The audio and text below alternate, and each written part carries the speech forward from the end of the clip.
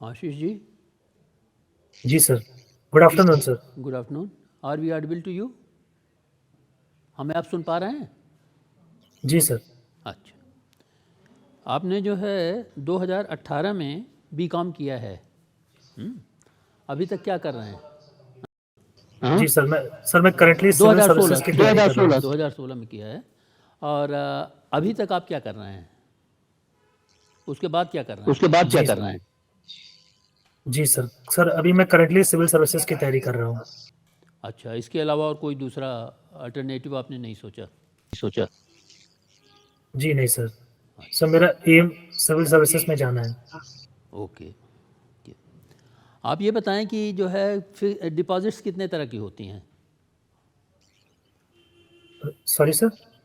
Deposits कितनी तरह की होती हैं? जमा जो है कितने तरह के होते हैं? सर फिक्स डिपॉजिट होता है और सर सॉरी सर मैं सोच नहीं पा रहा हूँ अभी। नहीं, बहुत आसान सी बात है। बैंक में आप जो है पैसा जमा करते हैं, किस तरह जमा करते हैं? पोस्ट ऑफिस में जमा करते हैं, किस तरह से जमा करते हैं? Think of that. Saving deposits, fix deposit. या तो फिक्स डिपॉजिट है या रिकरिंग डिपॉजिट्स हैं। Fix deposit and recurring deposits, these are the two modes through which you deposit the money. इन दोनों में क्या अंतर है? फिक्स डिपॉजिट में और रिकरिंग डिपॉजिट में क्या अंतर है? मतलब किस प्रकार से ये दोनों फंक्शन करते हैं?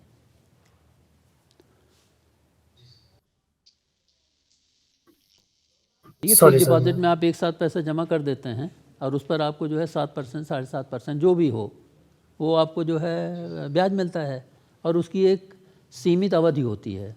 3 साल का हो सकता है, 5 साल का हो सकता है, 7 साल का होता है। ये जो है ये आपका जो है फिक्स डिपॉजिट हुआ। अब रिकरिंग डिपॉजिट का बताइए।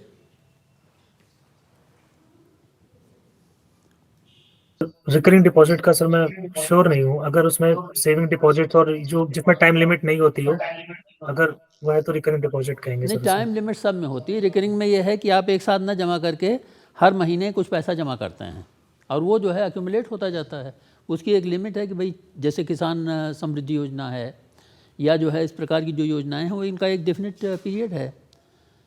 तो उस पीरियड तक आप पैसा जमा कर रहे हैं और उसके बाद जो है फिर आपको पैसा मिल जाएगा। तो ये दो माध्यम हैं जिनके जरिए कि जो है आप पैसा जमा करते हैं। एक चीज़ ये बताइएगा कि इन्फ्लेशन क्या है? इन्फ्लेशन सर इन्फ्लेशन सस्टेन्ड जब प्राइस में इंक्रीज होता है तो उसे इन्फ्लेशन कहते हैं। जरा और स्पष्ट करिए। सर एक टाइम लगातार सर अगर किसी प्राइस में किसी इकोनॉमी में कुछ लगातार इंक्रीज हो रहा है प्राइसेस में तो उसे इन्फ्लेशन कहेंगे सर। तो इसका लाभ यह है या नुकसान है? सर अगर मॉडरेट तरीके से इम्प्रूव हो रहा है तो सर उसका लाभ है, और अगर सर ज़्यादा हो रहा है तो उससे इकोनॉमी को भी नुकसान है। अच्छा, अगर इन्फ्लेशन है तो इन्फ्लेशन में जो है प्रोड्यूसर्स को क्या फ़ायदा है और जो है सैलरीड पर्सनस को क्या फ़ायदा या नुकसान है? जो लोग उत्पादन कर रहे हैं तो इन्फ्लेशन में उनको क्या फ़ायदा नुकसान है, और जो सैलरीड क्लास हैं उनको क्या फ़ायदा और नुकसान है? यही दो वर्ग हैं जिनको कि जो है इन्फ्लेशन का प्रभाव दिखाई देता है या उससे सफ़र करते हैं। तो इन्फ्लेशन का जो है प्रोडक्शन पर क्या प्रभाव? जो कंपनी प्रोडक्शन कर रही है उसका जो है इन्फ्लेशन से क्या मतलब है?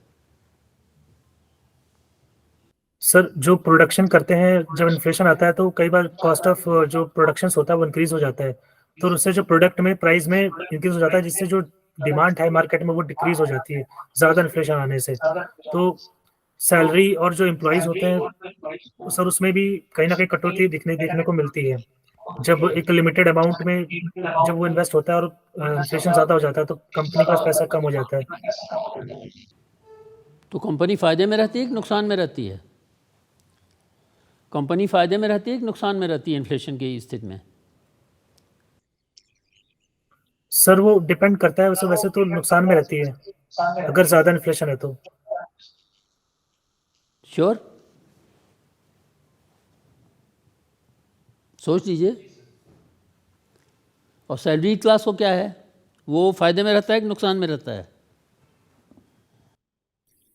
सर कंपनीज जो फिक्स नहीं होती हैं और जो जिनका सर वो डिपेंड करता है उनके पर्क्स पे और अदर बेनिफिट्स पे, तो सर वो अगर इन्फ्लेशन में होगा तो अगर नेगेटिवली इफेक्ट हो रहा है तो सर वो उनको नुकसान होगा। अभी ट्रांसपोर्टेशन को लेकर के एक स्ट्राइक हुई थी, कुल 1 दिन की स्ट्राइक थी, पूरा दिन भी नहीं था। और उस बीच में अगर आप सब्जी लेने गए हो तो आपको पता चलेगा कि जो है क्या हो गया, क्या हुआ, दाम सर। नीचे आया या ऊपर बढ़ा? सर दाम ऊपर गया था। तो जो प्रोड्यूस कर रहा है उसको कहाँ घाटा है? उसको तो फ़ायदा हो गया। जी सर। सर शॉर्ट टर्म में बेनिफिट है, लेकिन वही अगर कुछ और दिन रहता तो सर वो डेफिनेटली उनको नेगेटिव इम्पैक्ट देखने को मिलता कि जो जिनकी लिमिटेड सैलरीज होती है तो फिर वो कम मार्केट जाते, कम डिमांड करते, जिससे प्रोडक्शन पे उनका नेगेटिव, वो जो प्रोड्यूसर्स हैं उनको नेगेटिव देखने को मिलता, सप्लाई कम हो जाती। इन्फ्लेशन का कारण क्या है? मुद्रास्फीति क्यों होती है? सर इसके दो मेन फैक्टर्स हैं, कॉस्ट पुश इन्फ्लेशन और डिमांड पुल इन्फ्लेशन। एक्सप्लेन करिए। जी सर। सर जब प्रोडक्शन कॉस्ट इंक्रीज हो जाती है, जो फैक्टर ऑफ प्रोडक्शन हैं, लैंड, लेबर, कैपिटल्स, इसमें सर जब इंटरेस्ट रेट, जब इसमें कुछ चेंजेस आते हैं तो उससे इन्फ्लेशन में एक सर बढ़ोतरी देखने को मिलती है। और डिमांड पुल में जो सर जब जब पॉपुलेशन अदर फैक्टर्स इकोनॉमी में डिमांड ज़्यादा करते हैं और प्रोडक्ट्स लिमिटेड होता है इकोनॉमी में, तो उससे भी सर एक इन्फ्लेशन देखने को मिलता है। और टैक्सेस का इस पर क्या प्रभाव पड़ता है? इन्फ्लेशन किसी तरह से टैक्सेस से प्रभावित है? Sorry sir. जहाँ तक सरकारी कर्मचारियों का सवाल है, सरकारी कर्मचारियों को हर 6 महीने के बाद जो है महंगाई वृद्धि दी जाती है। ये क्या है और क्यों दी जाती है? महंगाई भत्ता जो है उसमें वृद्धि की जाती है, क्यों? सर इंग्लिश में कुछ क्या कहते हैं सर उसको, क्या आप रिपीट कर सकते हैं इंग्लिश में? DA, increase in DA, how often and what for and to whom?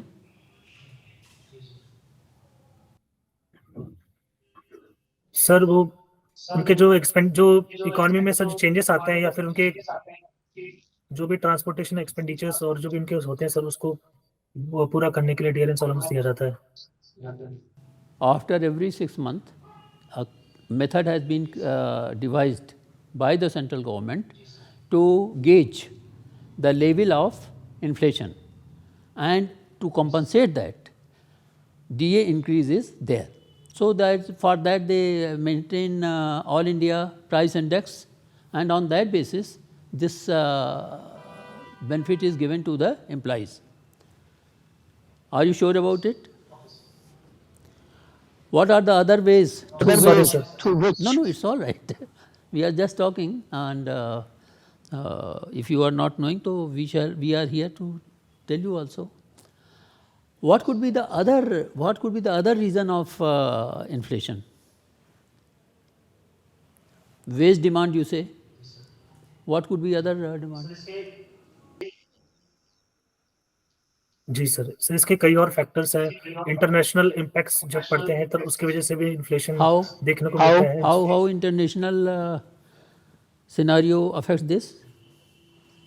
Sir हम जब कमोडिटी बाहर से इंपोर्ट करते हैं, और ये भी फैक्टर होता है कि उसको जो उसके प्राइसेस वहाँ पे ज़्यादा है, तो वो सर वो यहाँ पे भी उसके प्राइसेस एक कंपैरेटिवली हायर रहेंगे इकोनॉमी में। You have forgotten one point. Natural disasters are also one of the reason of inflation. Don't you agree with this? Natural disasters, प्राकृतिक आपदाएं जो हैं उससे भी जो है इन्फ्लेशन प्रभावित होता है, ये हम कह रहे हैं। आप इससे सहमत हैं कि नहीं? कोई उदाहरण दीजिए।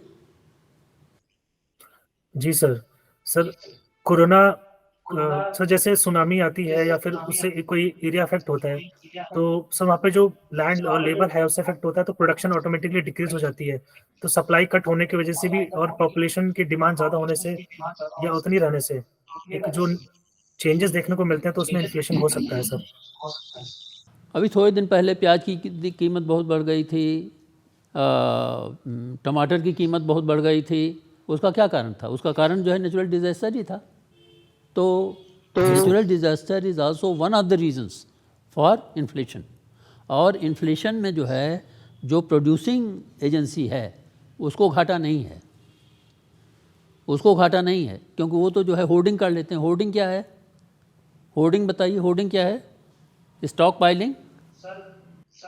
जी सर, होर्डिंग सर होल्ड कर लेते हैं, एक जगह इकट्ठा कर लेते हैं, जिससे उन्हें लगता है कि वो फ्यूचर में ज्यादा दाम पे बेच पाएंगे जब कीमतें बढ़ जाएंगी।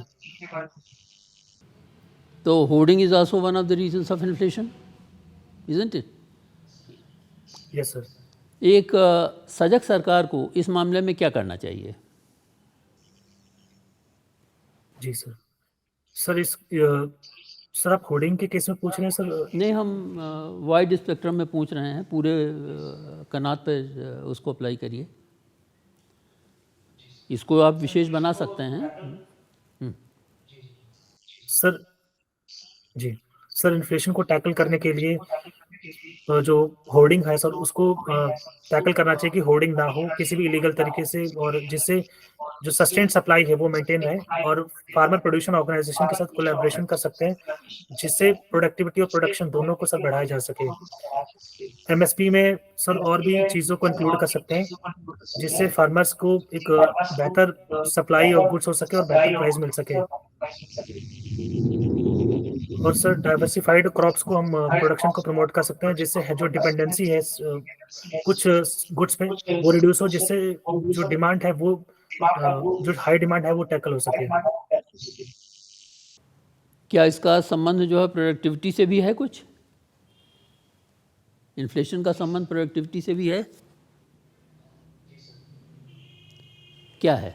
अगर बहुत बहुत ज़्यादा प्रोडक्शन हो जाता है तो ये इन्फ्लेशन का कारण हो सकता है कि नहीं? प्रोडक्शन बढ़ने पर जो है इन्फ्लेशन बढ़ेगा कि घटेगा? सर इन्फ्लेशन घटेगा सर। घटेगा, ठीक। और अगर प्रोडक्शन जो है कम है तो होर्डिंग किस स्टेज पर होती है? सर होर्डिंग जब प्राइस बढ़ाने की सिचुएशन होती है, जब उनको लगता है कि प्राइस अभी कम है और इन्फ्लेशन उन्हें पॉसिबिलिटी दिखती है, तब वो सर होल्ड करते हैं।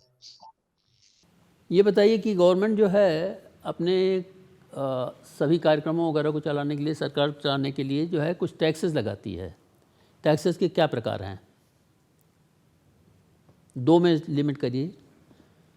किस प्रकार के टैक्सेस हैं? Sir goods and services tax लगाती है, सिंगल टैक्स। केवल हमने कहा दो में विभाजित करिए, फिर उसके बाद जो है और चीज़ें उसमें आ जाएंगी। टैक्सेस जो लगाए जाते हैं उसके दो प्रकार बताइए। डायरेक्ट और दूसरा direct indirect tax sir. Indirect. Direct taxes में क्या क्या आता है? Sir corporate tax, corporate wealth पे जो लगता है, और इनकम टैक्स सर होती है, वो डायरेक्ट टैक्सेस के अंदर आते हैं। जी बताएं फिर से। सर इनकम टैक्स होता है और कॉर्पोरेट टैक्स डायरेक्ट टैक्स के अंदर आते हैं। डायरेक्ट टैक्स में आते हैं। और इनडायरेक्ट में? सर एंटरटेनमेंट टैक्सेस होते हैं, वो डायरेक्ट टैक्सेस में आते हैं। Entertainment tax sir, entertainment tax sir. Entertainment tax एक हुआ, और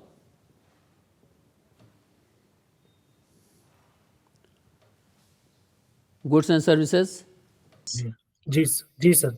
और customs and central excise? Now these are all the attributes of indirect taxes. और इन सब के लिए जो है, जो जेब खाली होती है वो एक ही वर्ग की होती है। जैसे इनकम टैक्स लिया गया तो सैलरीड क्लास पर्सन प्रभावित हुआ, व्यापारी भी प्रभावित होते हैं, क्योंकि इसके लिए जो है कैसे सरकार निर्धारित कैसे करती है कि टैक्स लिया जाए, किस हिसाब से टैक्स निर्धारित करती है। इनकम टैक्स रिटर्न कहते हैं कि इनकम टैक्स रिटर्न दीजिए। इनकम टैक्स रिटर्न की लास्ट डेट क्या होती है? कब तक आपको दे देना चाहिए? Sir financial year March. मार्च में तो नहीं कहते हैं कि मार्च में दे दीजिए इनकम टैक्स रिटर्न, अपने करों का जो है भुगतान कर दीजिए तब तक वो है, लेकिन उसके लिए तो 1-2 महीने का और समय देते हैं इनकम टैक्स वगैरह के लिए। जी सर। इनकम टैक्स से बचत कैसे की जा सकती है? कौन से ऐसे एट्रीब्यूट्स हैं जिससे कि जो है जो हमारी आमदनी है उसके होते हुए भी टैक्सेस में कमी आए? सॉरी सर, मैं सोच नहीं पा रहा हूँ। टैक्स इवेजन क्या है? टैक्स टैक्स इवेजन क्या है? Yes sir. जो निर्धारित कर हमको देना है हम उसको नहीं दे रहे हैं। What is that? जी सर। सर टैक्स, सर जो भी एक टैक्स बनता है, जो भी ऑर्गेनाइजेशंस है, कंपनीज हैं, तो वो टैक्स इवेड कर देती हैं, पे नहीं करती हैं सर। जो भी लूप होल लॉज में निकाल कर या उसको यूज करके वो टैक्स इवेड कर देती हैं और पे नहीं करती है, तो उसे टैक्स इवेजन बोलते हैं। क्या एक आइडियल चीज़ है ये? नहीं सर, ये लीगल चीज है। तो टैक्स इवेजन करने पर तुरंत पनिशमेंट भी होता है अगर पकड़े गए तो? यस सर, इसके लिए गिवन लॉज है सर। कौन से लॉज हैं बताएं?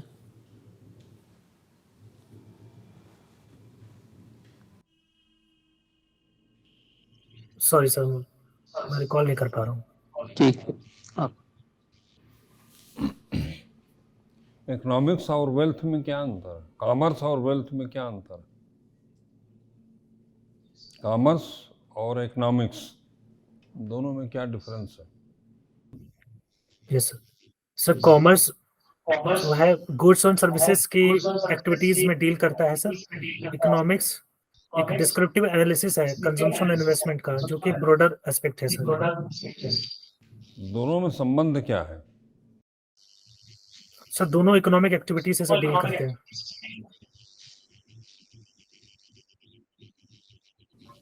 प्राइस इंडेक्स क्या है? सर प्राइस का एक डिटेल जिसमें changes sir over the years कैसे आते हैं बेस ईयर करंट ईयर में, तो उसका एक एनालिसिस होता है सर प्राइस इंडेक्स। निर्धारित कैसे करते हैं?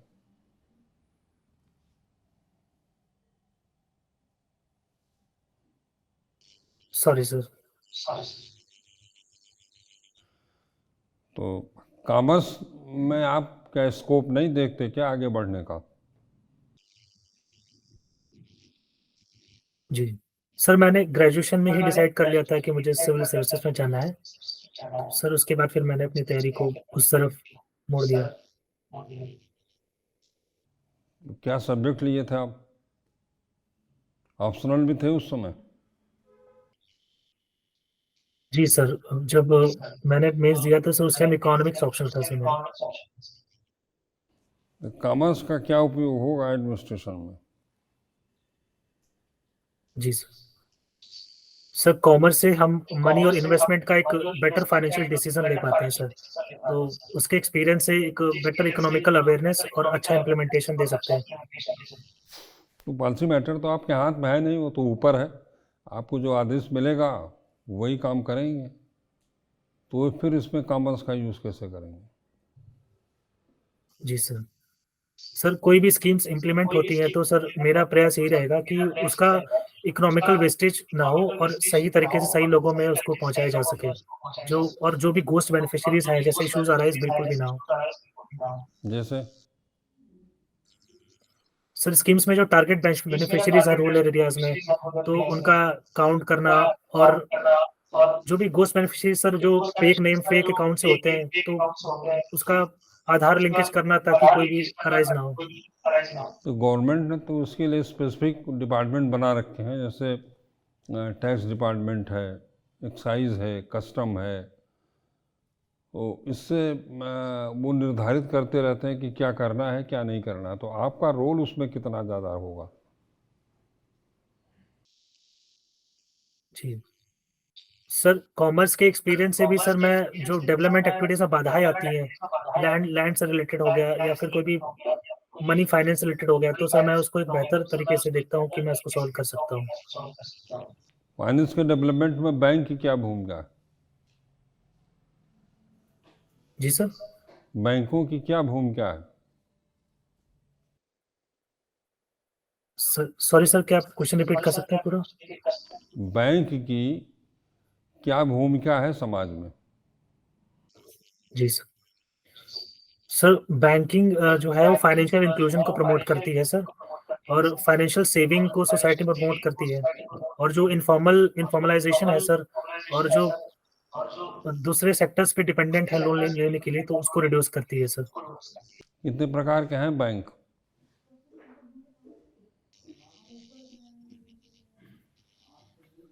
Sorry sir.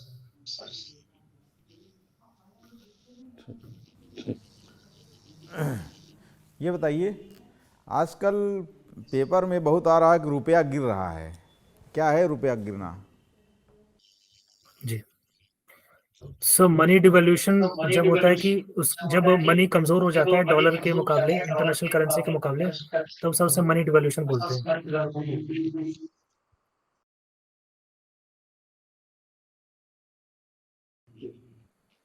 जी सर। सर इसके इंटरनेशनल जो इम्पैक्ट पड़ा था, जैसे दूसरी कंट्रीज में रिसेशन आ रहा है, और अभी जो भी सर कुछ केसेस हुए थे, अडानी हिंडनबर्ग केसेस हुए, और एक जो सर वॉर हो रहा है ऑल ओवर द वर्ल्ड, तो उससे भी फ्लक्चुएशन हमारी इकोनॉमी पे देखने को मिलते हैं। नहीं, कि जब व्यापार घाटा बढ़ता है तब रुपया गिरता है। जी सर, वो भी एक इम्पैक्ट है सर। ये विश्वकर्मा सम्मान योजना क्या है? सर ये लेबर्स को एम्पावर करने के लिए और इनफॉर्मल सेक्टर से ऊपर लाने के लिए सर उनको विश्वकर्मा सम्मान योजना चलाई गई है, एक डिग्निफाइड लेबर जॉब सर दिलाने के लिए। इसमें क्या दिया जाता है इस योजना में? विश्वकर्मा सम्मान योजना में एक तो पीएम विश्वकर्मा सम्मान योजना है, एक किसान श्रम सम्मान योजना है, ये ओपीएस और एनपीएस क्या है, आपको है जानकारी? जी सर, एनपीएस ओपीएस आप पूछ रहे हैं? हाँ हाँ, नाम सुना सर। है आपने यस सर। ओपीएस का और एनपीएस का? Yes sir, new pension system और ओल्ड पेंशन सिस्टम है सर, जिसमें ओल्ड पेंशन सिस्टम में है कि कुछ सैलरी का जो आपकी लास्ट सैलरी उसका कुछ कंट्रीब्यूशन आज सर कंट्रीब्यूशन होता है, जिसके बेसिस पे आपका पेंशन डिसाइड होता है सर। वो एक सोशल सिक्योरिटी को प्रमोट करता है, लेकिन जो न्यू पेंशन सिस्टम है जिसमें आप जितना कंट्रीब्यूट करते रहेंगे तो उसके बेसिस पे शेयर में इन्वेस्ट होगा, और वो आपका एक पेंशन बनेगा। आप किसको अच्छा मानते हैं?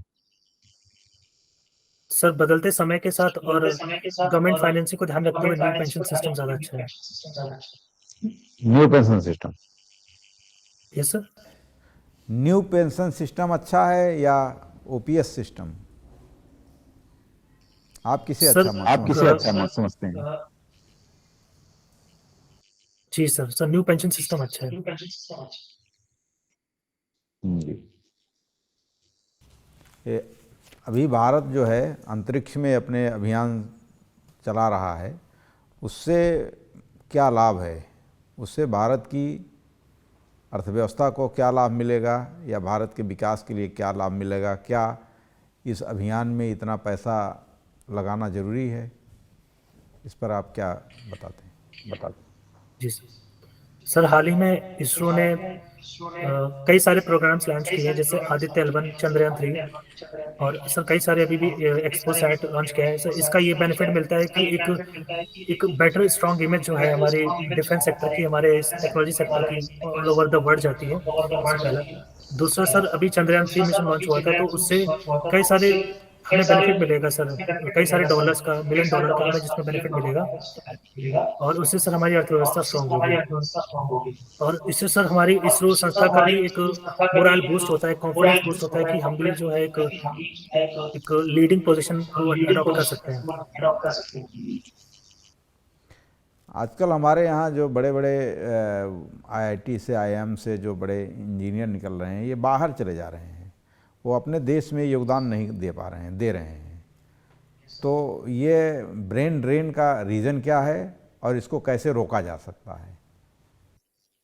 यस सर ब्रेन ड्रेन होने के कई सारे रीजंस हैं सर। पहला है कि जो एजुकेशन हायर एजुकेशनल जो स्पेशलाइज्ड एजुकेशन होनी चाहिए वो कई एरियाज में नहीं मिल पाती है। दूसरा सर एक अट्रैक्टिव डेस्टिनेशन के तौर पे लोग अक्सर देखते हैं। अवेयरनेस की कमी सर एक फैक्टर इसमें होता है सर। और एक और फैक्टर है जिसमें फाइनेंशियल मोटिव होता है। बाकी कंट्रीज में ज़्यादा सैलरी मिलने का भी एक बेनिफिट मिलता है, उसकी वजह से भी लोग अट्रैक्ट होते हैं सर। सर उसको रोकने के लिए सरकार ने विज्ञान ज्योति स्कीम चलाई है सर। अन्य भी कई सारी स्कीम चलाई हैं जिसमें ब्रेन ड्रेन को रोका जा सके और हमारे साइंस एंड टेक्नोलॉजी डिपार्टमेंट में इनको स्किल डेवलपमेंट दिलाया जा सके और स्टेम जैसी कई सारी स्कीम्स को सर बढ़ावा दिया। नहीं, ऐसा तो नहीं कि हम उनकी योग्यता के हिसाब से उनको हम सैलरीज नहीं दे पाते हैं इसलिए वो चले जाते हैं। सर अभी भी कई सारा R&D research and development department में हमारा GDP कंट्रीब्यूशन अभी भी दूसरी कंट्रीज के मुकाबले लो है सर। और बहुत सारे अदर फैक्टर्स हैं सर, उनको भी अपनी ज़्यादा सर फाइनेंशियल अट्रैक्शन ज़्यादा दिखता है तो उस वजह से चले जाते हैं सर। उनके हिसाब से उनको नहीं मिलता जितना उनको चाहिए। अभी जो है ट्रक ऑपरेटरों ने काफ़ी हड़ताल किया हुआ था, क्या उनकी हड़ताल सही थी? सर उनकी हड़ताल हिट एंड रन केसेस को थी सर। सर उनका पक्ष भी जायज़ है लेकिन कानून भी अपनी जगह सही है सर।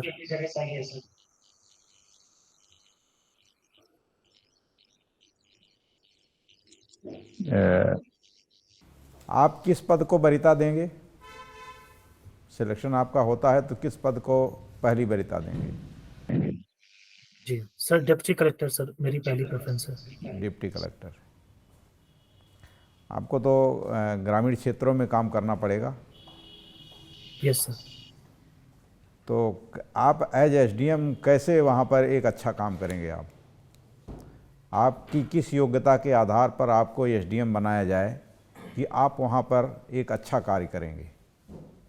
प्रकाश डाल पाएंगे क्या आप अच्छा कार्य करेंगे? जी सर। सर मैं एक छोटे शहर से हूँ सर, तो मुझे जो भी रूरल चैलेंज है उनको समझने में कोई ऐसी दिक्कत नहीं होगी सर। और मैं ये मानता हूँ कि मैं ऐसे माहौल को बहुत जल्दी समझ लूँगा। मेरी योग्यता सर मेरी एजुकेशन से मैं इतना क्वालिफाइड हूँ कि मैं उनके चैलेंज को समझ लूँगा और उनके जो भी दिक्कत है उनको दूर करने के लिए बेहतर प्रयास करूँगा सर। अभी आपके हिसाब से ग्रामीण क्षेत्रों में क्या समस्याएं हैं? बेसिक मूल समस्याएं क्या हैं? जी सर। सर बेसिक जो चैलेंजेस हैं वो एजुकेशन है, हेल्थ है सर, वुमेन सेफ्टी है, पॉपुलेशन का एक चैलेंजेस है, जेंडर गैप सर, ऐसे कई अन्य चैलेंजेस हैं। तो ये जो ग्रामीण क्षेत्रों से लोग शहर की तरफ पलायन कर रहे हैं, इसको रोकने के लिए क्या प्रयास किया जा सकता है कि ग्रामीण से लोग ग्रामीण में ही उनको रोज़गार दिया जाए, वो शहरों की तरफ ना पलायन करें, तो ये कैसे हो सकता है? सर जो माइग्रेशन को रोकने के लिए हम सोर्स रीजन है सर, जैसे उत्तर प्रदेश से अक्सर दिल्ली लोग जॉब करने जाते हैं, तो सर जो एरियाज हैं उनको हम डेवलप कर सकते हैं sir, industrial corridors, manufacturing hubs और जो भी बिल्डिंग्स है सर उसमें एक बेहतर MMG नरेगा के तहत नौकरी दिला सकते हैं। ऐसे कई सारी चीज़ों का सर यूज़ करके हम माइग्रेशन को रिड्यूस कर सकते हैं। ठीक sir. Thank you sir. Okay.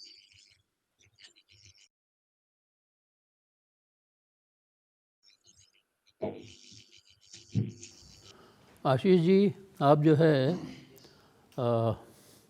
Commerce आपने लिया हुआ था, इसलिए कॉमर्स पर जो है आपसे कुछ प्रश्न पूछे गए और इसमें थोड़ा सा आपको और युक्त और संगत उत्तर देने होंगे, थोड़ी सी उसके लिए तैयारी होगी चाहिए। जैसे डिपॉजिट्स का पूछा, तो डिपॉजिट्स में जो है फिक्स डिपॉजिट तो आपने बता दिया, लेकिन जो दूसरे तरह की रिकरिंग डिपॉजिट है उसको बताने में आपने देरी की। दो ही तरह के डिपॉजिट्स हैं, you should be clear about it. और अगर आप ये देखें कि इनके स्रोत क्या हैं, तो स्रोत जो है पोस्ट ऑफिस भी है और स्रोत जो है बैंक भी है। तो ऐसा नहीं कि आप उसे जानते नहीं हैं, आप जानते हैं, लेकिन उसको जो है यहाँ पर जो है प्रेजेंट नहीं कर पाए। तो जो है इंटरव्यू बोर्ड के सामने जो आप प्रेजेंटेशन दीजिएगा वही आपका जो है सबसे बड़ी जो है अचीवमेंट है। तो ये ज़रा सा ध्यान रखिएगा। और बैंक्स का जैसे पूछा गया, बैंक्स कितने प्रकार हैं, तो ये तो सब कॉमर्स में ये सब चीज़ें आती हैं। इनकम टैक्स आता है और जितने भी प्रकार के टैक्सेस हैं। अब सीएस तो जो है सब सीएस ही काम करते हैं। अब तो इनकम टैक्स का भी जो है ज़्यादातर लोग जो है सीएस को दे देते हैं, सीएस काम करते हैं। सीएस का फुल फॉर्म क्या होगा? Chartered accountant. तो चार्टर्ड अकाउंटेंट जो हैं एज बी कॉम कैंडिडेट आप भी चार्टर्ड अकाउंटेंट के लिए भी अपीयर कर सकते थे, उनका जो रजिस्ट्रेशन वगैरह होता है उसमें। तो कहने का अभिप्राय ये है कि और अपने को जो है थोड़ा इस दृष्टि से प्रिपेयर कीजिए कि आपसे जब विषय पे प्रश्न हो तो आप उसका समुचित उत्तर दे सकें। ठीक है ना? हाँ, तो उत्साहित होने की ज़रूरत नहीं है, ठीक है, लेकिन और अधिक इसमें जो है प्रयास करिए। जी सर। अपने सब्जेक्ट का जैसा आपने बताया कि काफ़ी थारो ज्ञान रखिए। जब बैंकों के प्रकार हैं तो एक जनरल क्वेश्चन है, 3-4 तरह के बैंक, क्षेत्रीय ग्रामीण बैंक है, सहकारी बैंक है। उन सब चीज़ों की बैंक की भूमिका समाज में क्या है, बैंक की स्थापना का क्या उद्देश्य है, सब इकॉनमी को डेवलप करने के लिए ही बने हुए, ऋण देते हैं लोगों को, किसी उद्योग धंधों के लिए प्रोत्साहित करते हैं। ये चीज़ें आपको आनी चाहिए। और प्राइस इंडेक्स तो मुद्रास्फीति के मापने का एक तरीका है। इन्फ्लेशन कितना जा रहा है मुद्रास्फीति से मापा जाता है, मुद्रास्फीति को मापते हैं। तो ये सब एक जो बेसिक कंसेप्ट है कॉमर्स का वो आपको आना चाहिए। और इसका उपयोग प्रशासन की दृष्टि से आप क्या क्या कर पाएंगे, कैसे करेंगे, तो ये आपको अपने तरफ से सोचना पड़ेगा और एक कॉन्क्रीट आइडिया बनानी पड़ेगी।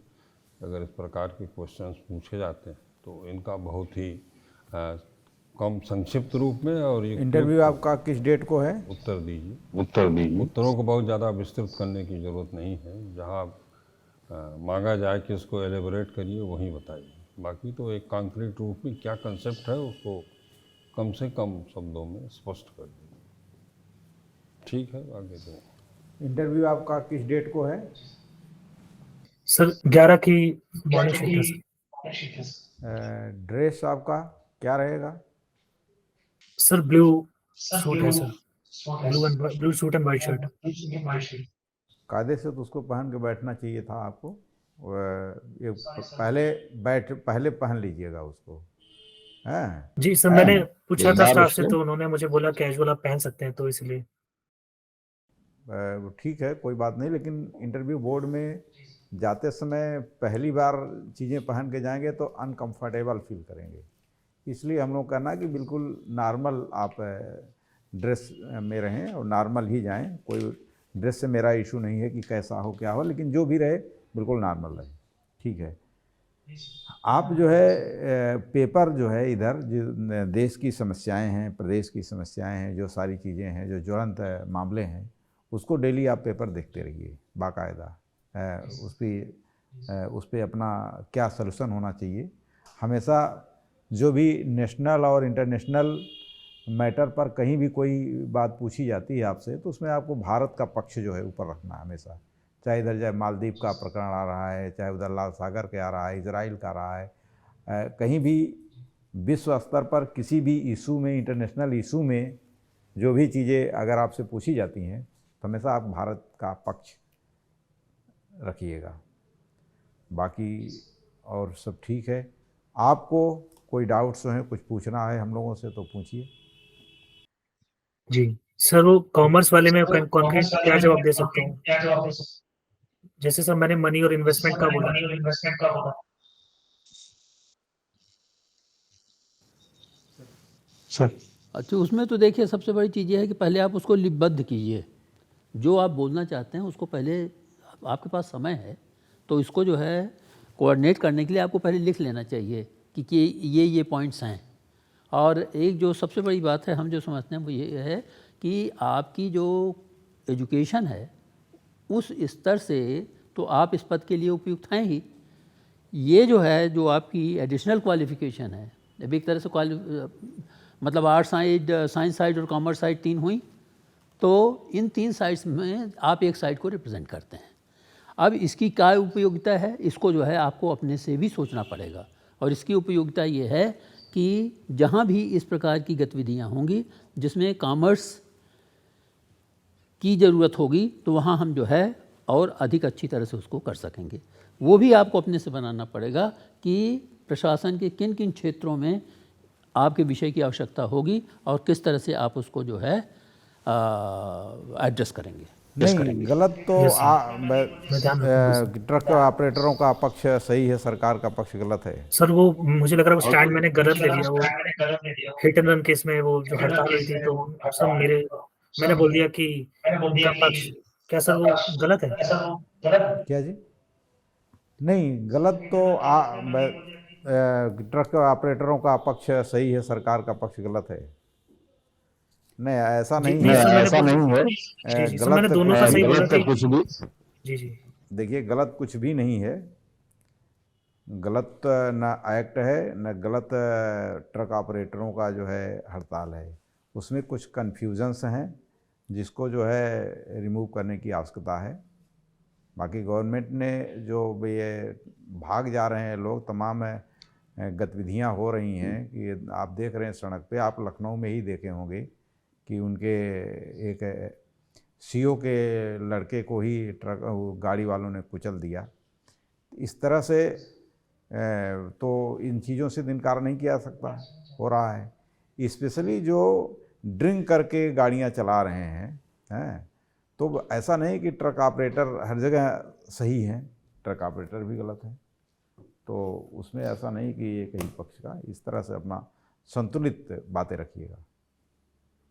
सर क्या वो हड़ताल सही तरीके से नहीं की, मतलब अपनी बात अलग तरीके से रख सकते, रोड ब्लॉक नहीं कर? संवैधानिक अधिकार है, मूलाधिकार है संविधान में जो है प्रोटेस्ट करने का, लेकिन शांतिपूर्वक प्रोटेस्ट करने का मौलिक अधिकार है।